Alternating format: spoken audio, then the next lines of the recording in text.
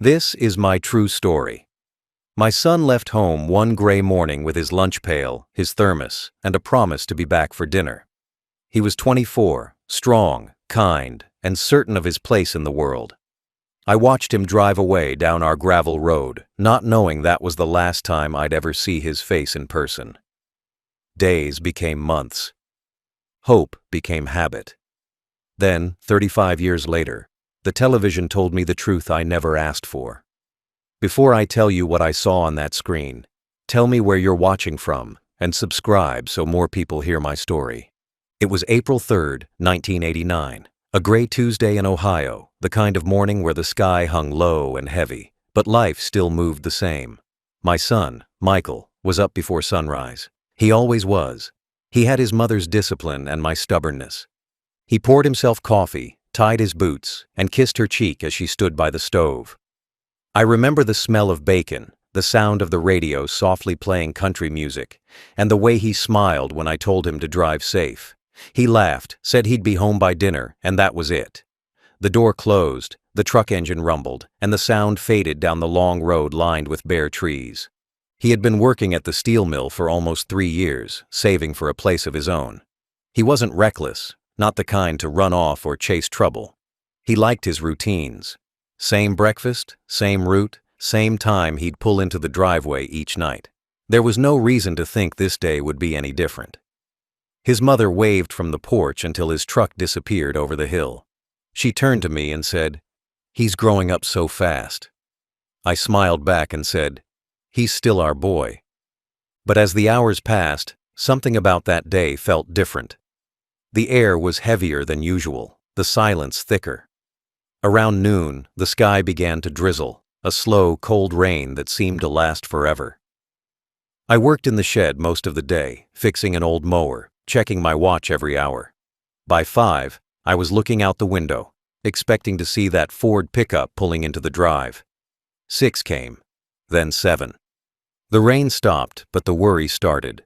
By 8, his mother was pacing. She called the mill, and the night supervisor said the same thing every parent dreads hearing. He clocked out like normal. No one saw him after that. His friends said he mentioned heading straight home. That was it. No arguments, no warnings, no strange behavior. Just gone. I tried to calm her, told her maybe the truck broke down somewhere. Maybe he stopped to help someone on the road. But when midnight came and the house was still silent, I knew something was wrong. The air itself felt different, colder, crueler. She made coffee neither of us drank. Every sound outside, a branch snapping, a car passing, made her jump. At 2 in the morning, I grabbed my coat and said I'd drive the route myself. I retraced every mile between our house and the mill.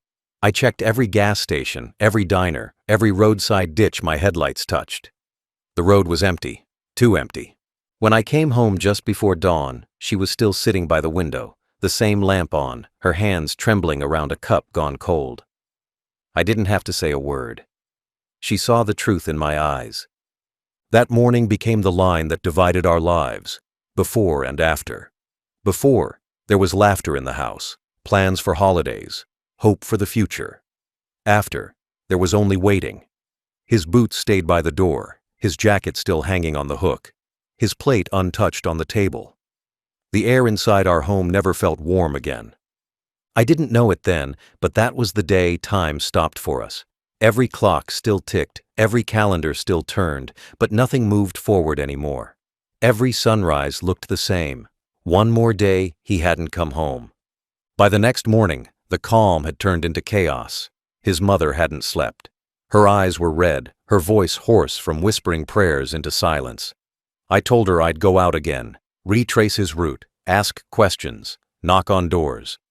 The sun was just rising when I pulled out of the driveway, the same road he had taken a day before.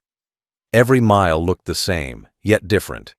I caught myself staring at tire marks in the mud, trying to guess which ones might have been his. The drive from our house to the steel mill took about 30 minutes, straight down Highway 32, past farmland and the old gas station near the turnpike. I stopped there first. The clerk said he hadn't seen anyone matching my son's description since the morning before. I bought a cup of stale coffee and left it untouched on the counter. My hands wouldn't stop shaking. At the mill, the parking lot was already full of trucks and men in gray coveralls.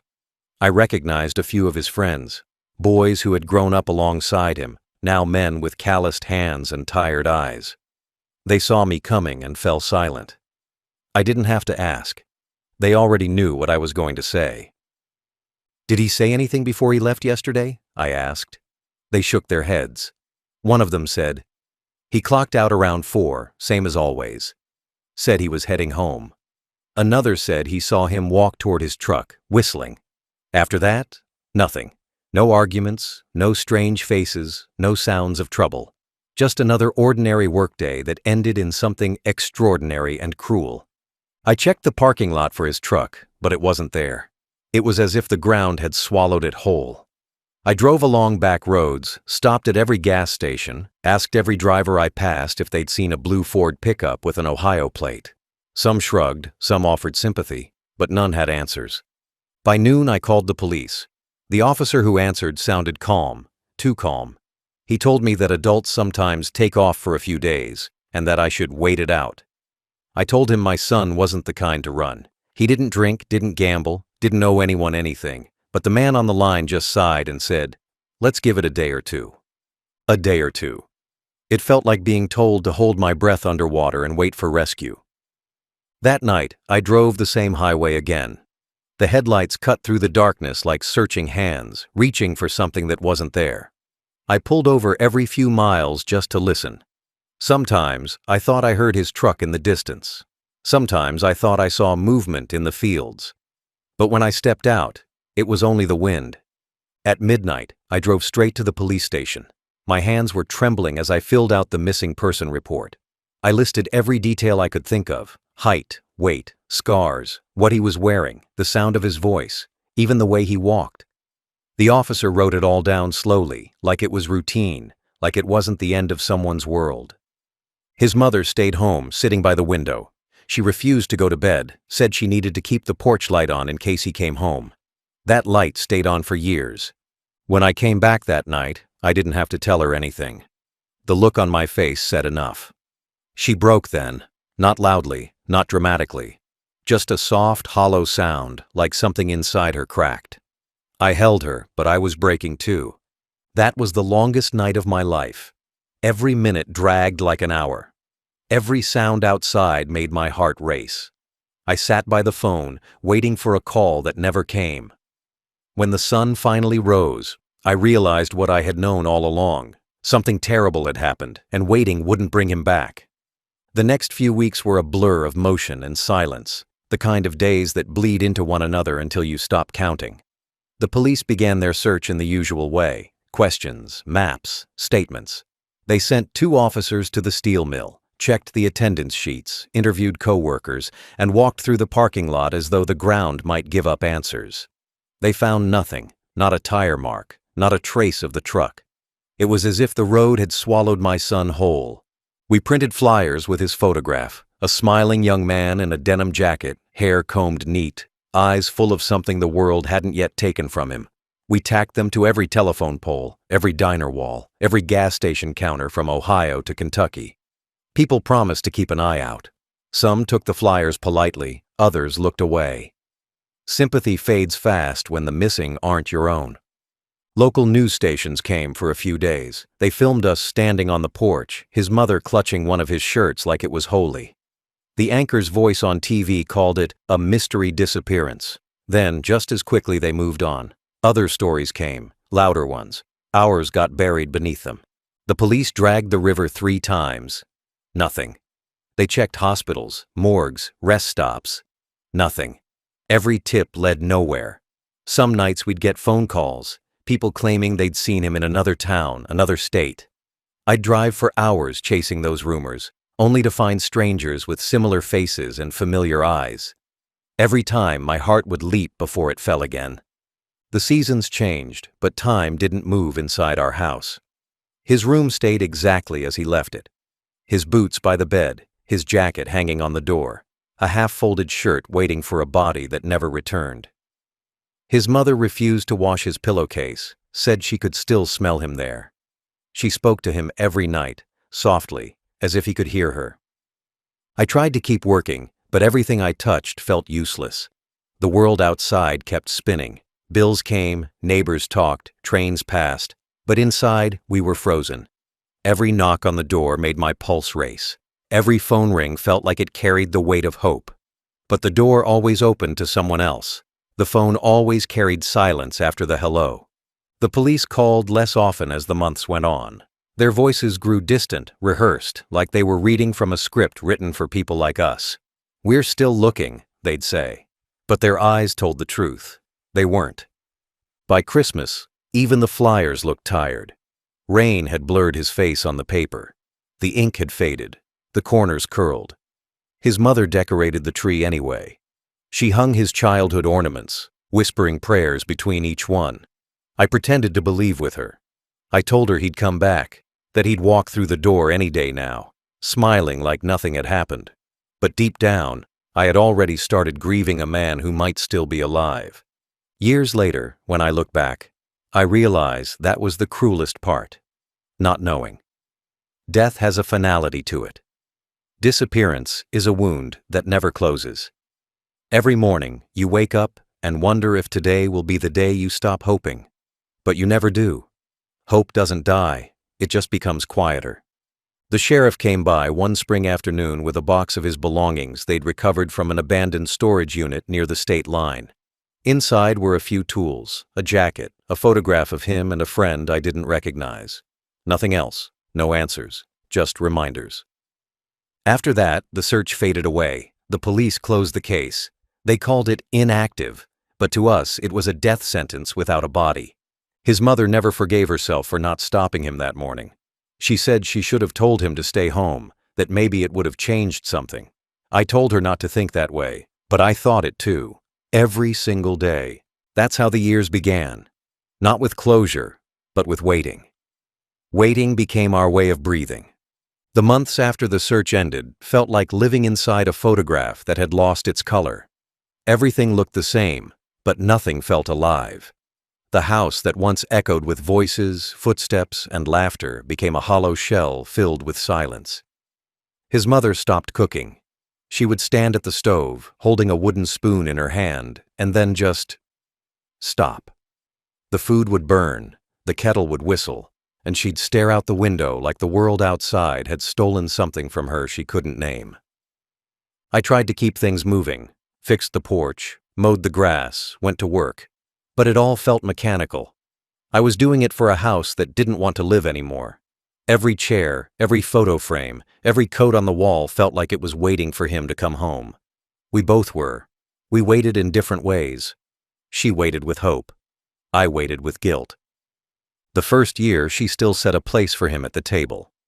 Every night, there would be 3 plates instead of 2. She said it made her feel like he wasn't gone. I didn't argue.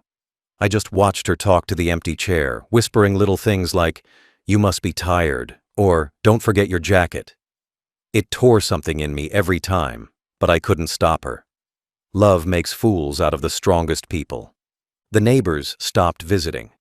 At first, they came often, bringing casseroles and kind words, telling us not to lose hope. But as weeks turned into months, they came less and less. People get uncomfortable around grief that doesn't end. Eventually, they just waved from their cars, pretending everything was normal. I couldn't blame them. The silence of our house was too heavy for anyone to carry but us. His mother started sleeping in his room. She said she felt closer to him there. I found her one night sitting on the floor, holding one of his boots, rocking slowly, whispering something I couldn't make out. When I tried to lift her up, she said, "Don't move him. He might come back and think we changed everything that broke me more than any word could." I stopped talking much after that. Words felt useless. What could I say that didn't sound like a lie? Every conversation ended the same way, with her asking, "Do you think he's still alive?" and me answering, "I hope so," even when I didn't. I started sleeping in the living room. The bed felt too big, the air too thick. The house aged faster than we did. Paint peeled, wood creaked, windows fogged. It was like it, too, was morning. Mail piled up. Bills got paid late. The garden turned wild. Time didn't move forward. It only stretched, cruel and slow. Then came the anniversaries, the first year, the second. We marked each one with candles and photographs.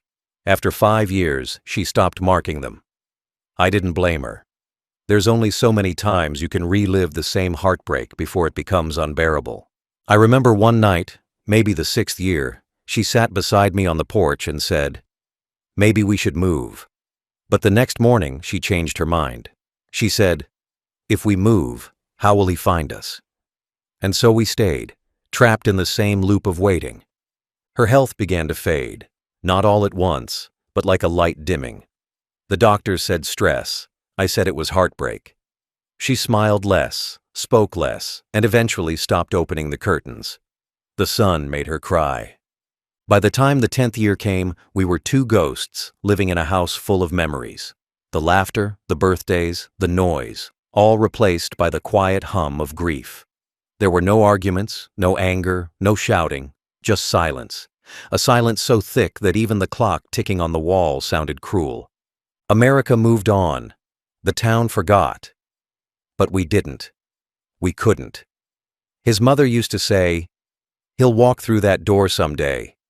And I'd nod, even though deep down I had already buried him 100 times in my mind. Time doesn't heal when there's no truth to hold on to. It only dulls the edges of pain until you forget what real life feels like. The years after my son vanished were long and hollow, like living in a tunnel where light never reached the end. After his mother passed, the house grew too quiet to bear. Every room echoed with ghosts. I packed a small bag one day and walked out without locking the door. There was nothing left to protect, not the walls, not the memories, not even myself. I started drifting across America the way men do when they no longer belong anywhere. I worked odd jobs in small towns, fixing fences, painting barns, cutting wood. Anything that kept my hands busy enough to quiet my thoughts. I slept in motels that smelled of dust and gasoline, where the only sound at night was the hum of vending machines. Every face I saw blurred into another, but sometimes I'd catch a glimpse of someone, maybe a man with his walk or his shoulders, and my heart would stop. I'd stare too long, hoping for something familiar. It was never him. I learned how hope turns into a habit, one you can't quit, even when it poisons you. Every city had its rumors. A man matching that description works at the docks in Louisiana. There's a drifter in Colorado who lost his memory. A truck driver in Nevada said he picked up a quiet hitchhiker near the state line. I chased them all, every one of them. Drove thousands of miles across states chasing shadows. I'd arrive, find nothing, and move on. Hope can be cruel like that. It keeps you alive just to hurt you again. I kept a small notebook in my jacket pocket. Inside were scribbles, towns, dates, names of people who said they might have seen him. It became my map of disappointment. I told myself if I just kept moving, maybe one day I'd walk into the right place at the right time. But the truth is, I wasn't searching for him anymore. I was searching for the part of myself that disappeared with him. There were nights I'd stop at quiet diners, sit alone, and pretend he was there across the booth, drinking coffee the way he used to. I'd talk to him in my head, ask him where he'd gone, what he'd seen, why he hadn't written. The answers never came, but it made the silence easier to live with. As the years turned into decades, I learned how to live without expecting. I learned to breathe without waiting for the phone to ring, to drive without looking at every face on the roadside. I learned how to carry grief quietly, folded, not forgotten. In Colorado, I worked for a rancher for 5 years. He never asked about my past, and I never offered it. We'd watch the sunrise over the mountains each morning, and for a while, I found peace there. I stopped looking at faces. I stopped asking questions. I almost convinced myself that letting go was the same as healing. But the truth is, I never really stopped searching. I just learned to hide it better. Some part of me still scanned every crowd, every headline, every passing face. Every man about his age, now older, slower, heavier, made my chest tighten. I'd picture what 30 years would have done to him. Would he still have that crooked smile? Would his hair have gone gray like mine? The hardest part wasn't missing him. It was not knowing whether to grieve or hope. Grief has a direction. Hope does not. Grief eventually settles. Hope never lets you rest. I grew old without meaning to. My hands began to shake, my knees turned weak, but my heart, it never stopped holding that question. Where are you, son? By the time I settled in a small trailer outside Tucson, I was tired. Not of living, but of searching. The road had given me nothing but silence, and I'd learned to accept it. I thought my story was over, that my son had vanished into some corner of the world where love couldn't reach him. I didn't know then that life was waiting to prove me wrong, in the cruelest, most unexpected way. The years melted into one another like wax from a candle that never stopped burning. I stopped marking time by calendars and birthdays. I measured it instead by the small ways my world grew quieter. The phone rang less. Letters stopped coming. Friends who once promised to keep in touch drifted away. Even my own voice began to sound foreign when I tried speaking aloud after days of silence.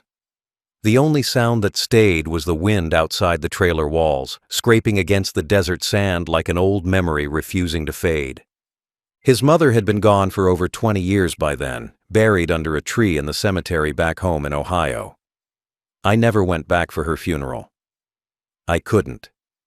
The thought of standing over her grave while knowing our son might still be somewhere in the world felt unbearable. She had died still believing he'd walk through the door someday, smiling like the boy we raised. Maybe that belief gave her peace in her final moments. Maybe it broke her even more. I'll never know. I filled the silence with habits. Morning coffee at 6, news on at 7, a slow walk to the mailbox that was always empty. I'd sit outside under the fading Arizona sun, staring at the horizon until it blurred into nothing. I thought about him less, or maybe I just thought about him differently. The sharp pain of missing him had dulled into something softer, quieter, like an old scar you can press on but no longer feel. Still, some nights it came back. Always the same dream. I'd see him walking down our old gravel road, that same pickup truck following behind him. He'd wave. I'd wake up before he reached the porch. Every time. Neighbors came and went, most of them young families starting fresh. They'd wave politely, call me sir, ask about my past. I always told them the same story, that I had a son once, long ago, who worked steel and liked fishing, and that he'd moved away somewhere up north. It was easier than telling the truth. People don't know what to say when you tell them you lost your child to silence. Sometimes, I'd drive into town and sit at the diner near the highway. It was the kind of place filled with truckers, tourists, and locals who'd been ordering the same thing for 30 years. I'd sit by the window with a cup of black coffee and just watch the road. I think I believed that one day he might walk in, older, gray, maybe with a story about how he'd been lost and had finally found his way home. That kind of foolish hope is the last thing time takes from you. There were nights when the loneliness pressed too close. I'd talk to the empty chair across from me like he was sitting there again. I'd tell him about the weather, about the price of gas, about how the world had changed. I'd imagine him laughing, shaking his head, calling me old-fashioned. It was madness, maybe, but it kept me from forgetting his voice. Sometimes I'd wonder what kind of man he became, if he found love, if he had children, if anyone called him Dad. The thought made me smile and ache at the same time. I prayed that somewhere, even if he never thought of me again, he was happy. That he'd built the kind of life his mother always wanted for him. I grew old in that silence. The years stretched thin and flat. My reflection turned into someone I barely recognized. I learned to live with the unanswered question like an old companion. Always there, always quiet, always just out of reach. And then, one morning, everything changed. It was the same as any other day. Coffee, the creak of my chair, the flicker of the TV screen. But what I saw next froze my blood. Because after 35 years of silence, the face that appeared on the news wasn't a stranger. It was my son. Older, harder, but still him. It was an ordinary morning, the kind that passes without notice, where the air hangs heavy with routine. I had the TV playing in the background, the sound low enough that it blended with the hum of the refrigerator. I wasn't really watching. It was just noise to keep the silence company. My coffee had gone cold when I caught the headline crawling across the screen in bold letters. Federal agent arrested in Nevada identity case. Something about those words pulled my eyes upward. Then I saw the picture. For a moment, I forgot how to breathe. The image was grainy, taken from a press conference. A man being led out of a courthouse in handcuffs, surrounded by flashing cameras. His hair was gray, his face older. But I knew those eyes. I knew that crooked jawline, that way his mouth tightened when he was trying not to show emotion. It was him. My son. The one I'd buried 1,000 times in my mind. The coffee cup slipped from my hand and shattered on the floor, but I barely heard it. My heart pounded so hard I could hear it in my ears. The reporter's voice felt far away, but I caught fragments.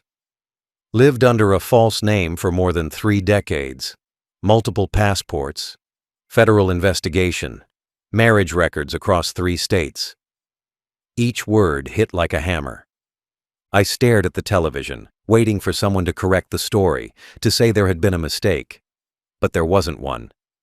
His name, or at least the name he'd been using, flashed across the bottom of the screen. Beneath it, smaller text read, "Born in Ohio, missing since 1989. That was the confirmation. The air left my lungs. It was like watching a ghost stand up from the grave and introduce himself to the world. I leaned forward, trembling, tracing his image with my finger on the screen. He looked healthy. Older, yes, but strong. The kind of strong that comes from a life lived, not lost. But there was something else in his expression. A hardness, a distance. The boy I had known had kindness in his eyes. This man had walls. The newscaster kept talking, voice steady and clinical. Neighbors describe him as quiet, disciplined, a man who kept to himself. He worked for the government under an assumed identity. Married twice, divorced once, no known children. Married twice, no children. A man with no past, no trace of family. My throat tightened. All those years I'd told people he was out there somewhere, that maybe he'd lost his memory, maybe he couldn't come back. All of it shattered in a single sentence. He hadn't been lost. He had chosen to disappear. He had built a whole new life while I'd spent mine searching the shadows of the old one. I turned off the TV, but the silence afterward was deafening. It wasn't relief that filled me. It was confusion, disbelief, and something darker I didn't want to name. I walked outside and sat on the steps of the trailer, staring at the sky as if it could give me answers. I had spent 35 years asking where he went. Now I knew. But knowing hurt worse than not knowing ever did.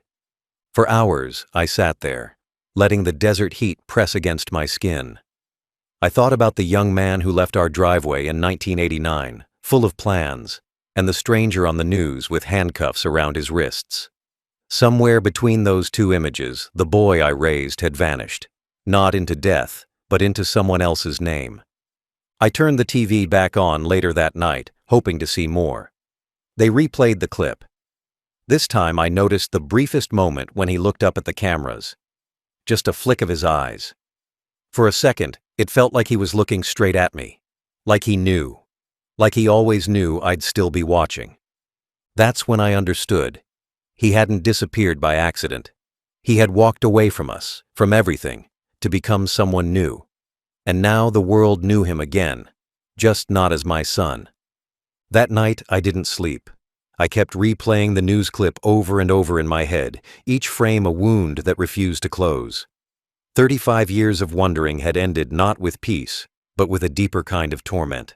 The realization that my son hadn't been taken, lost, or hurt. He had chosen to disappear. He had erased us. I sat in my chair, staring at the blank screen long after the broadcast ended, the static whispering like ghosts through the speakers. The next morning, I turned on the radio, hoping to hear more details. The same voice from the night before came on, calm and professional. Authorities confirm the suspect lived under multiple aliases since 1990. Known locally as Robert Hale, he worked as a private contractor for the federal government. The words didn't feel real. Robert Hale. My son, who had once signed his name in shaky, boyish letters on his school papers, now had a stranger's name, a stranger's life, a stranger's story. I sat at my small kitchen table trying to make sense of it. Every theory I had built over decades collapsed. He hadn't been kidnapped. He hadn't suffered amnesia. He hadn't been buried in some forgotten field. He had walked away willingly. And in doing so, he had built a life where I did not exist. The news anchor said he had been living in Nevada for most of those years, working under a government contract, traveling often, blending into the crowd. The neighbors described him as disciplined, polite, but distant. He didn't talk much about his past, one woman said. He told us his family died years ago. That line broke me in half. He told people we were dead. I thought of his mother, how she had gone to her grave still praying for his return.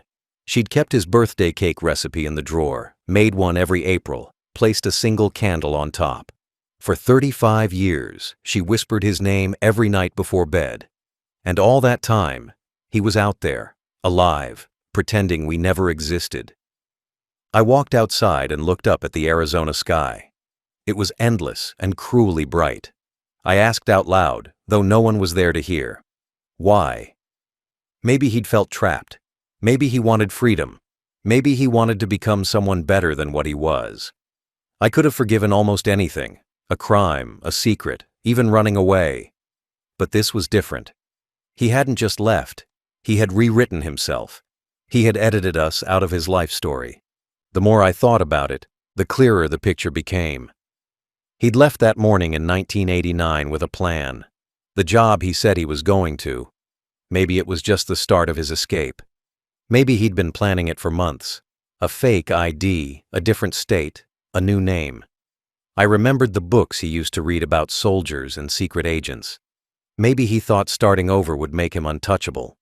Maybe he was right. The news continued through the week.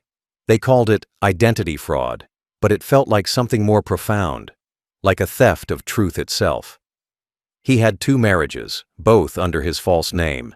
No children, no trace of the boy who once sat at our kitchen table, laughing, saying he'd take care of us when we grew old. That promise echoed in my head, bitter and hollow. I found myself pacing the floor that night, torn between anger and pride. Anger that he had erased me, pride that he had survived. Somehow, in a twisted way, both feelings existed side by side. Maybe he had wanted to protect us from something. Maybe he thought disappearing was the only way. I'll never know. But the hardest truth wasn't that he was alive. It was that he didn't want to be found. The boy who once clung to my hand in crowds had turned into a man who hid his name from the world, and maybe from himself. For 3 days after seeing him on the news, I lived in a haze that felt half like a dream, half like punishment. I didn't eat. I didn't speak. I just sat by the phone, listening to it stay silent.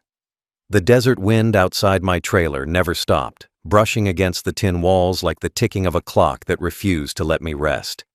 I needed to see him, to hear his voice, to ask him why. I didn't care if he hated me or if he denied everything. I just needed to see his eyes again and know that somewhere inside that new name, my son still existed. So I called the police station in Nevada. My voice shook when I said his real name, the one I had whispered for 35 years.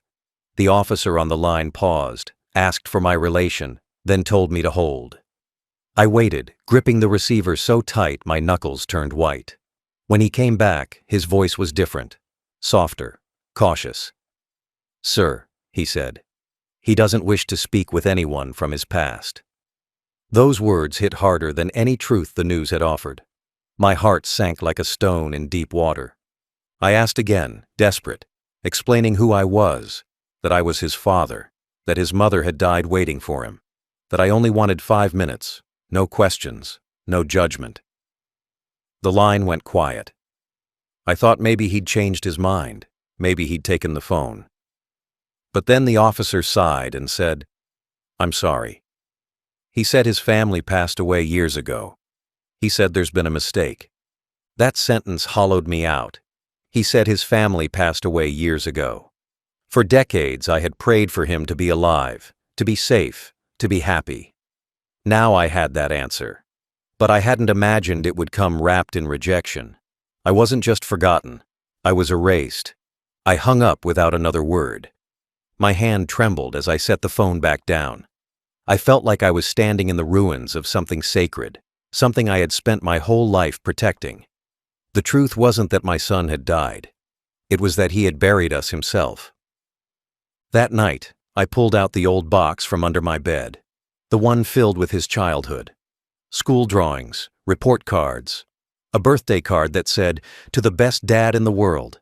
His handwriting was shaky, uneven. I traced the letters with my finger until they blurred through tears. How could that boy, who once said he wanted to be just like me, grow into a man who pretended I never existed? I didn't sleep.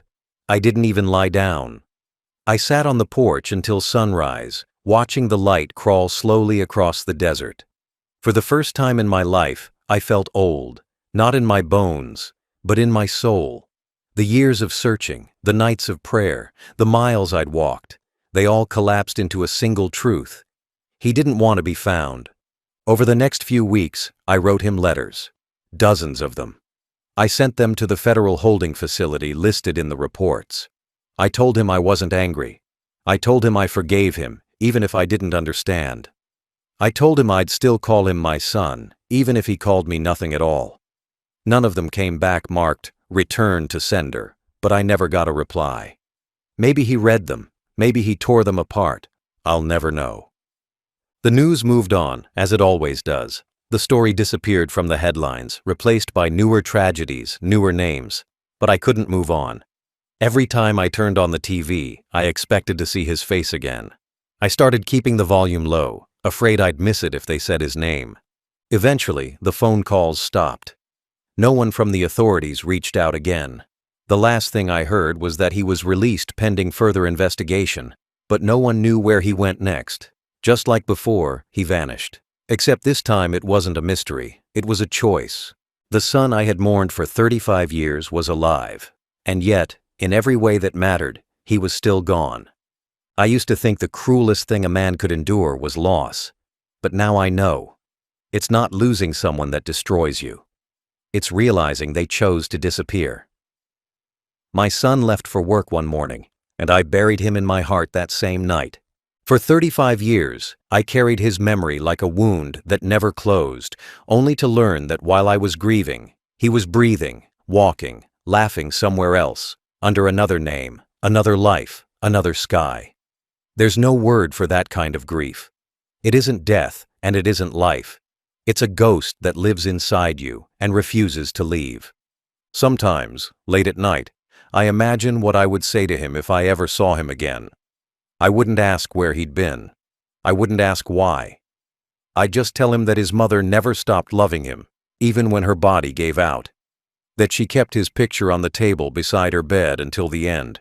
That I buried her wearing the same necklace he'd bought her for Mother's Day when he was 13. I'd tell him that every decision I made, every move I took after he disappeared, had been shaped by that hollow space he left behind. And maybe then, for a moment, he'd understand the price of his silence. There are mornings when I wake up and forget he's alive. For a few seconds, I believe the story I told myself all those years. That he was taken, that he didn't have a choice, that somewhere he was calling out for me and I just couldn't hear. But then the truth rushes back. He wasn't calling for me. He never planned to. He didn't want to be found. And that knowledge sits heavier than any tombstone. I don't blame him anymore. Maybe he needed to run from something I'll never understand, from small-town expectations, from the kind of father I was, from the life that felt too small for his dreams. Maybe he thought he'd come back someday, but time has a way of hardening the distance between people. Maybe 1 year became 5, then 10, then 35. By then, maybe it was easier to pretend we were gone than to face the wreckage of what he'd done. I'll never know his reasons, and that's the part that will follow me into the grave. Sometimes I still talk to him. Not the man on the news, but the boy I raised. The one who used to ride his bike down our street. The one who laughed too loud at his mother's stories. The one who used to fall asleep on the couch with his shoes still on. That version of him still exists, not in the world, but in me. And maybe that's enough. The world has grown smaller since he left. I no longer chase rumors or check the mail expecting answers. The road outside my trailer stretches on for miles, empty and endless, and I've learned to accept that some stories don't have tidy endings. Some just fade quietly until only one person remembers how they began. People say time heals. It doesn't. It just teaches you how to carry pain without flinching. It teaches you how to smile at strangers while holding a grave inside your chest. It teaches you that love doesn't end. It just changes shape. It becomes something quieter, something only you can hear. If he's still out there, maybe he'll see this story someday. Maybe he'll recognize my voice, the same one that used to call him in for dinner. Maybe he'll remember the sound of the porch door creaking open, the smell of his mother's cooking, the weight of the life he left behind. And maybe, just maybe, he'll realize what 35 years of silence really cost. He left for work one morning and never came back. 35 years later, I saw his face on the news, alive, older, unrecognizable. The world called him someone else, but I knew. He was still my son, and even now, after everything, if he ever knocked on my door, I'd open it. He vanished once as my boy and reappeared as a stranger, but even strangers carry the shadows of who they used to be.